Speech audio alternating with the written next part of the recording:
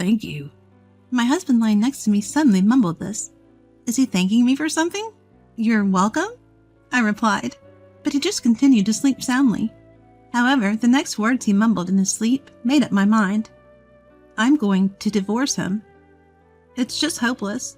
I felt a profound disappointment in my husband. My name is Eleanor. I'm 52 years old this year. I work at an LP gas sales company located in town. My husband runs the company, and I'm in charge of accounting. My husband, Polly, is 56 this year. He's been going to the hospital since he was young because of asthma. Today, I heard him coughing softly again. He seems a bit under the weather, and I'm worried. Then there was a click, and the company's door opened. Good work today. It's our son Morris, who works for the same company.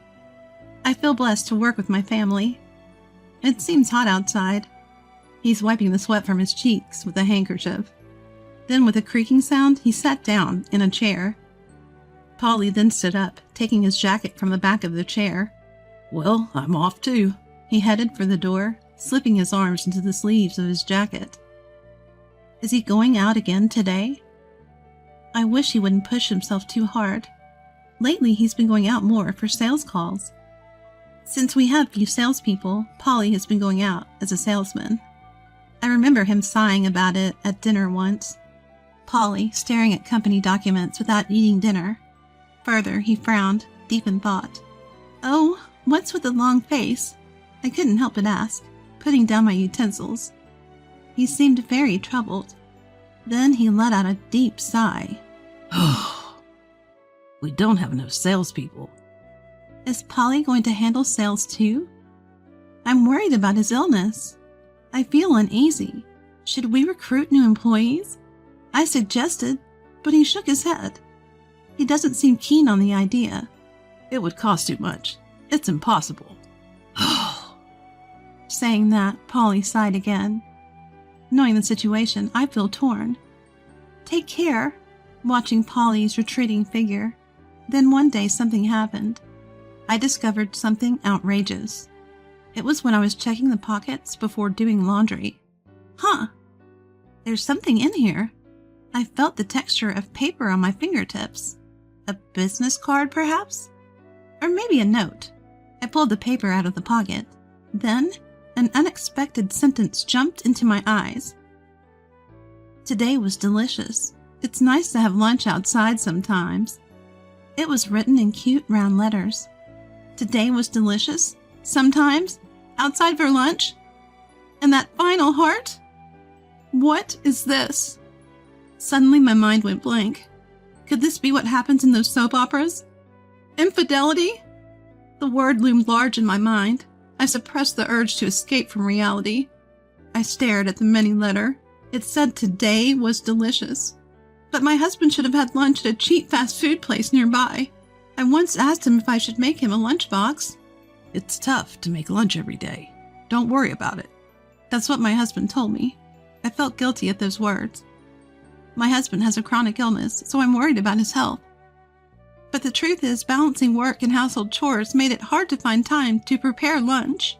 I remember feeling relieved when he told me not to worry about it. I assumed he was eating lunch at a fast food place.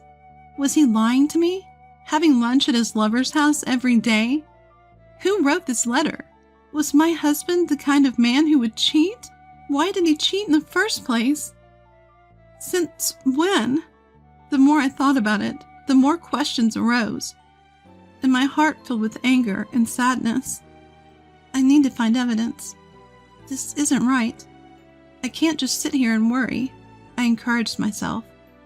Then, to get to the heart of the infidelity, I started to act. First, I decided to check things out using a GPS app. I sneakily grabbed Polly's mobile phone while he was in the bath. I had never touched someone else's phone without permission before. Is this really okay? I felt guilty. But I had to do it. I told myself. Polly only uses his phone for SMS and news sites. He's not familiar with apps. This was convenient for me. And somehow I successfully installed the GPS app. I wiped the faint sweat from my forehead with my sleeve. I was a bit nervous. I'm not used to doing things like this. This should do it. Now I'll know where he's going. I should be able to find evidence. I want to know the truth, but I don't want to know. I realized my heart was still wavering between these conflicting feelings. The next day during lunch break, I quickly opened the GPS app on my mobile phone. Looking at Polly's address, my eyes widened. It was Polly's house, who used to work part-time at our company. I've always admired office work. I remember her saying that with a sparkling smile. She was a bright and energetic girl. That was my first impression. After an interview, she was hired for part-time work to help with office tasks. But after about a year, she quit. She said office work was too much for her, and she went back to her previous job as a hostess. My heart fluttered at the unexpected connection. Afterward, Polly stayed at Polly's house for about 4 hours. He returned to the office around 5 p.m. I glanced at Polly. He headed to his seat, acting as if he knew nothing, and sat down. "Good work. Where were you for sales today?" I asked. He must feel guilty about lying. He spoke quickly, seemingly a bit flustered. I said, pretending not to care. Polly quickly looked away, turning to his computer. He was at Polly's house just a while ago, not working. What's going on? I could feel a whirlpool of suspicion spreading in my heart. Then sometime later, one night, "Thank you." Polly, lying next to me, suddenly mumbled that. I thought he was already asleep, so I was a bit surprised. "Is he thanking me for something?" "You're welcome," I replied. But Polly just continued to sleep soundly. "Oh, it's just sleep talk. Somehow it's cute." I found myself thinking that, unwillingly. The tension that had been building recently snapped. And holding back a rising laugh, I closed my eyes to fall back asleep. But the words Polly continued to say left me speechless. Thank you. It's good medicine. Polly's hug's the best medicine for me. With those words, my mind was made up. I would divorce my husband. It's truly hopeless. I felt a profound and deep disappointment in Polly. Was he dreaming about his mistress, Polly? Even in his sleep? I haven't hugged my husband once in the past few years. That fact only fueled my emptiness. The next morning, I decided to consult with our son, Morris. "I have something to talk about. Is now a good time?" I said, and he looked up a little surprised. I felt a slight resistance to discussing marital problems with our son, but it was also true that I wanted someone to talk to. After I finished telling him everything, Morris, who had been nodding occasionally, began to speak in bits and pieces. He seemed to have been dissatisfied with Polly's constant slacking off at work, poor sales performance, and overbearing attitude. "Mom, it's okay if you divorce Dad." How did it come to this? A heavy, funeral-like atmosphere hung between us. Sometime later, on a particular day, I was headed to the grocery store to buy a drink. "You dropped this." I was called and turned around. There stood a very handsome man. I was captivated by his beauty. Looking at his hand, it seemed he was holding a handkerchief. "I'm sorry, it doesn't seem to be mine." He looked a little disappointed. As I was about to leave, he stopped me again. "I think this might be fate. If you would like, would you like to chat at the cafe over there?" "I'm in a hurry right now, I'm sorry." Is this some kind of new scam? I'm not in the mood for this. After that, I had a few more encounters with him. But with my mind full of thoughts about the divorce and the future of the company, I didn't have time for him. "I'm off." "Take care." A few hours after I calmly saw him off, the incident happened. It should be here. The $10,000 that was supposed to be in the company safe was gone. Cold sweat ran down my back. Polly was away on a 2-night, 3-day business trip for an MPGA meeting. I have to call my husband, I thought, frantically grabbing my mobile phone. I calmed my trembling hand and dialed. After a few rings, I heard my husband's voice. "Hello?" Calm down, I told myself I have to talk calmly. I informed Polly about the missing money and discussed filing a theft report. Then Polly began to explain in a nonchalant tone. He had borrowed the money for the trip. He didn't have time to go to the bank. He would return it to the safe when he got back. I was surprised by Polly's matter-of-fact explanation. But it seemed it wasn't a thief's doing. I was filled with relief. I sat down on the spot, still holding the mobile phone to my ear. After hanging up, I impulsively opened the GPS app. What? I understood what it meant to be left with one's mouth agape. Polly was not on his business trip, but at Polly's house. I could never forgive this. I felt a burning anger. The next day, I took immediate action. While Polly was away, I changed all the company's key codes and the locks on our house. With this, that man can't enter the company or the house. He might as well enjoy one more day. Unaware of my sarcastic thoughts, Polly spent a happy time at Polly's house. Then, the next day, Morris and I, along with a lawyer, were in front of Polly's house. Our plan was this. First, Polly would pretend to return from a business trip and go home. But since I had changed the locks, he wouldn't be able to get in. Then he would go to the company, but he wouldn't be able to enter there either. Polly would be at a loss, give up, and return to Polly's house, and that's when we would catch him red-handed. We waited for a while. Several calls came to my mobile phone, but I ignored them all. And just as we planned, Polly arrived. He looked downcast. When Polly arrived in front of Polly's house, he opened his eyes wide in surprise. It's no wonder he was shocked. I forcefully pushed Polly's back and made him stand in front of the intercom. Polly, seeing Polly's face through the intercom, would open the door. With the sound of the doorbell, we heard the rustling inside. The metallic sound of the lock opening echoed. "Did you forget something?" The door opened slowly. I pushed Polly aside and grabbed the edge of the door. My eyes met with Polly's, who looked surprised. But there was no time for leisurely conversation. We forced our way into Polly's house. What on earth is going on? The temperature in the quiet room rose. He seemed to be gradually understanding the situation. I could see his face turning pale.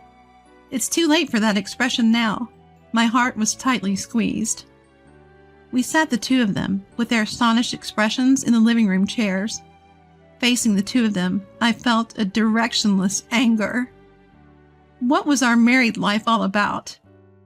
Suppressing my feelings of cornering the culprits, I asked for the return of the $1 million from the safe, but we were dumbfounded by their explanation. Polly and Polly seemed to have hatched a plan. Polly, listen to me. I want to drive my wife out of the company and make you the president's wife. Polly was very pleased with this, he said. Then they planned how Polly could use the divorce to his advantage. How about this strategy? Polly's proposal, with a defiant smile, was to have a handsome man seduce me and make me commit adultery. At such an explanation, my anger turned to sorrow, and my heart was filled with grief. They had spent the money to hire the man, and now it was gone. That's how they ended their explanation. A silence followed, and a prickly atmosphere filled the room. Cutting through the heavy air, I raised my voice. It was what they had originally wanted. I want a divorce. Their faces shot up.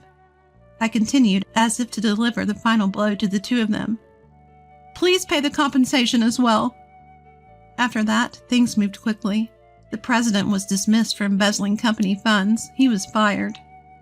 You might wonder what happened to the LP gas company and the house. They were originally my father's. I had taken them over. Therefore, it was easy to kick Polly, who had been acting as president, out. Afterward, Polly, having lost both his job and home, seems to be living a parasitic life with Polly. After that, he seemed to have started working as a janitor in a building. In the midst of the busy passing time, I sometimes thought of Polly. On a whim, I opened the GPS app and saw him in an unfamiliar place. When I looked it up, the name of the building I didn't know appeared. I hope he's not overdoing it, being sick.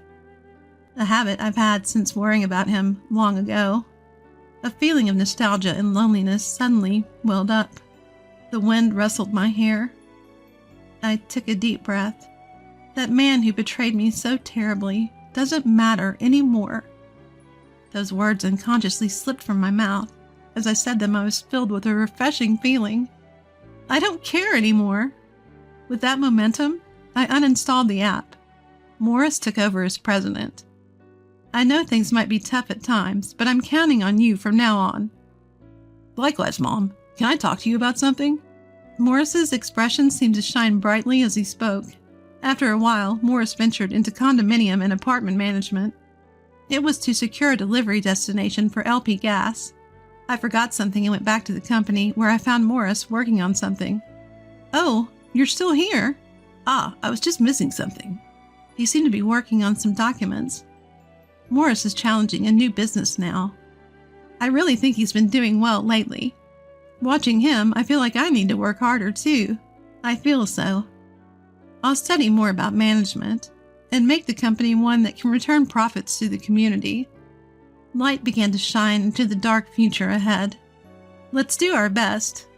Yes. Our voices were filled with hope.